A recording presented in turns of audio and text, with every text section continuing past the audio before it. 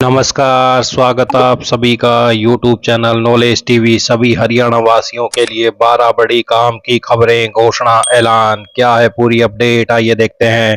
हरियाणा की हर छोटी से बड़ी योजना, घोषणा, आदेश, फैसला, सभी की जानकारी के लिए चैनल को सब्सक्राइब जरूर कर लें।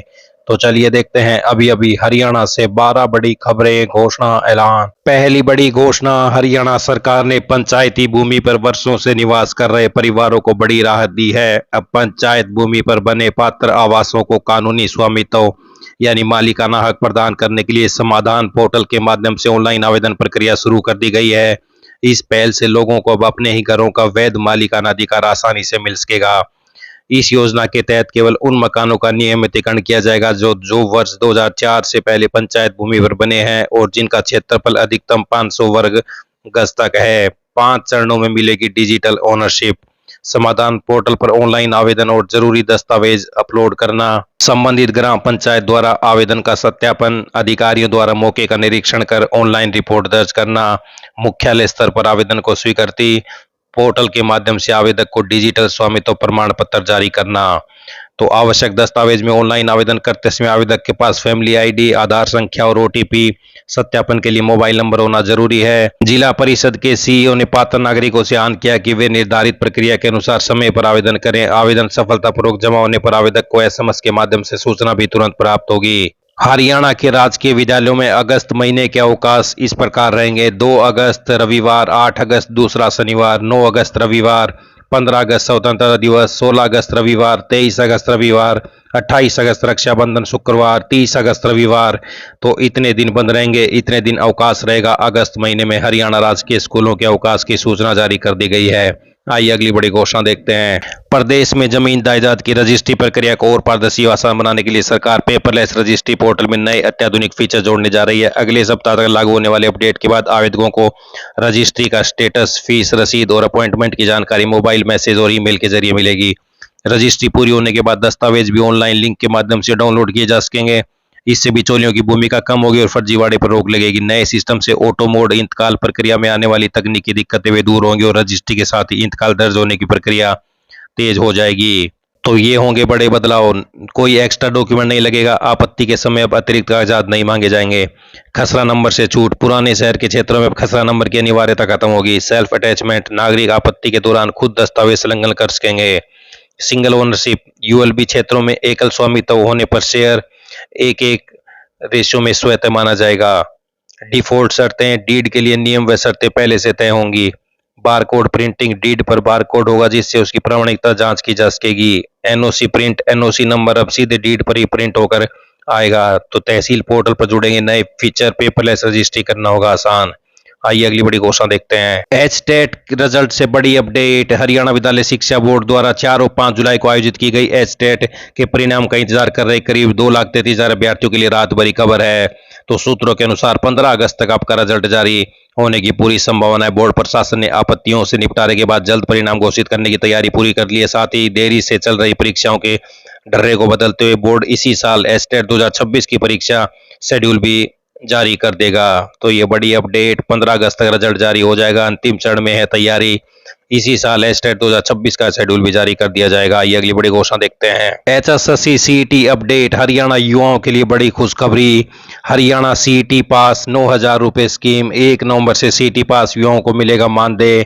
तो ये बड़ा ऐलान। 5,40,428 सीईटी पास युवाओं को मिलेगा लाभ। तो सीईटी पास सभी युवाओं को 100 घंटे का काम दिया जाएगा।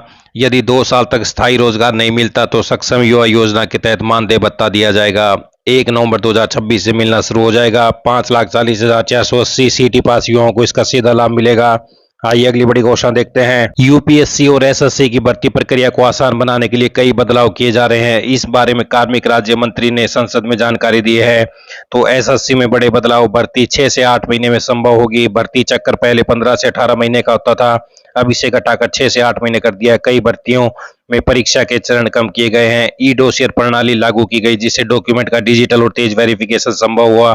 इंटरव्यू और कुछ डिस्क्रिप्टिव परीक्षाओं को हटाने जैसे कदमों की प्रोसेस भी तेज हुई है। तो यूपीएससी भर्ती 13 महीने, एसएससी भर्ती 6 महीने में होगी। नकल रोकने के लिए फेस ऑथेंटिफिकेशन का यूज होगा। आंसर की फीस कम करने पर भी बड़ी घोषणा की गई है। सरकार ने सेल्फ अटेस्टेशन के आधार पर प्रोविजनल ज्वाइनिंग लेटर देने का प्रावधान दिया है। चरित्र और जाति प्रमाण पत्र के वेरिफिकेशन के लिए विभागों को अधिकतम 6 महीने का समय दिया गया है। अगर समय पर वेरिफिकेशन रिपोर्ट नहीं आती तो भी कैंडिडेट की सेवा पर असर नहीं पड़ेगा। तो वहीं यूपीएससी परीक्षा में ट्रांसपेरेंसी बढ़ाने के लिए आंसर की जारी होने पर ऑब्जेक्शन दर्ज कराने की फीस घटा दी गई है। साथ ही दिव्यांगजनों को उनकी पसंद का परीक्षा केंद्र चुनने की गारंटी दी गई है।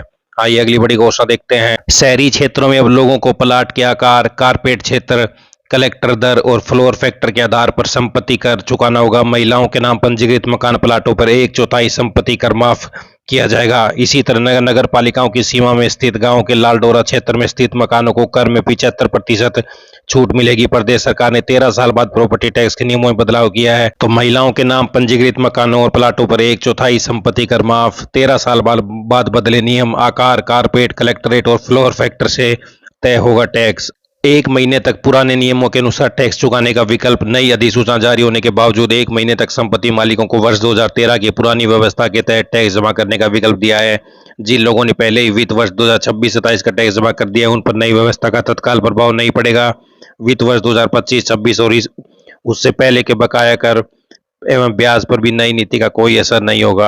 आइए अगली बड़ी घोषणा देखते हैं। जवाहर नवोदय विद्यालय चयन परीक्षा 2027-28 के लिए ऑनलाइन आवेदन की तिथि 7 अगस्त तक बढ़ा दी गई है। पीएम श्री जवाहर नवोदय विद्यालय खाराखेड़ी में शैक्षणिक सत्र 2027-28 के तहत छठी कक्षा में प्रवेश के लिए जवाहर नवोदय विद्यालय चयन परीक्षा 27-28 के लिए ऑनलाइन आवेदन की अंतिम तिथि को आगे बढ़ाते हुए 7 अगस्त कर दिया है। जो अभिभावक या विद्यार्थी किसी कारणवश अब तक आवेदन नहीं कर पाए थे, वे अब बढ़ी हुई समयावधि का लाभ उठाकर पंजीकरण सुनिश्चित करें। केंद्रीय कर्मचारियों एवं पेंशन भोगियों के लिए महंगाई भत्ता, महंगाई राहत डीएडीआर में 3% वृद्धि को अंतिम रूप दे दिया गया है। यह वृद्धि 1 जुलाई 2026 से प्रभावी होगी। अब घर बैठे मिलेंगे जमाबंदी, इंतकाल, फर्द और सेल डीड। ऑनलाइन आवेदन शुल्क देकर मिलेगा सत्यापित प्रमाण पत्र। घर बैठे ऑनलाइन आवेदन के फायदे। अब लोगों को राजस्व कार्यालय के चक्कर नहीं लगाने पड़ेंगे। इंतकाल, पंजीकृत, सेल डीड और फर्द के लिए 100 रुपये शुल्क देना होगा। जमाबंदी के लिए पहले 50 रुपये शुल्क था, अब केवल 10 रुपये शुल्क देना होगा। 5 रुपये अतिरिक्त शुल्क देकर प्रत्येक पेज का डिजिटल प्रमाण पत्र प्राप्त कर सकेंगे। तो कम शुल्क में अधिक लाभ। आप देख सकते हैं कितने कितने शुल्क लिए जाएंगे। इंतकाल, पंजीकृत, सेल डीड, फर्द, जमाबंदी, ये आप पूरी सूची देख सकते हैं। हरियाणा के ग्रामीणों के लिए बड़ी खुशखबरी। प्रदेश में 20 वर्ष से समलात भूमि पर रहने वालों को मिलेगा मालिकाना हक। ग्रामीणों को बड़ी राहत। अब 16 जनवरी 2027 तक कर सकेंगे आवेदन। हरियाणा के 23 जिलों में 1265 कोर्ट क्लर्क भर्ती का फार्म जिसने भरा था, एग्जाम डेट आ गई है। 24 अगस्त से 7 सितंबर तक पेपर होगा। 17 से एडमिट कार्ड आएंगे। ये सभी हरियाणा वासियों के लिए बड़ी खबरें, घोषणा, आदेश, ऐलान, पल पल की अपडेट मिलती रहती है। चैनल को सब्सक्राइब जरूर कर लें पल पल की अपडेट के लिए। बहुत बहुत धन्यवाद।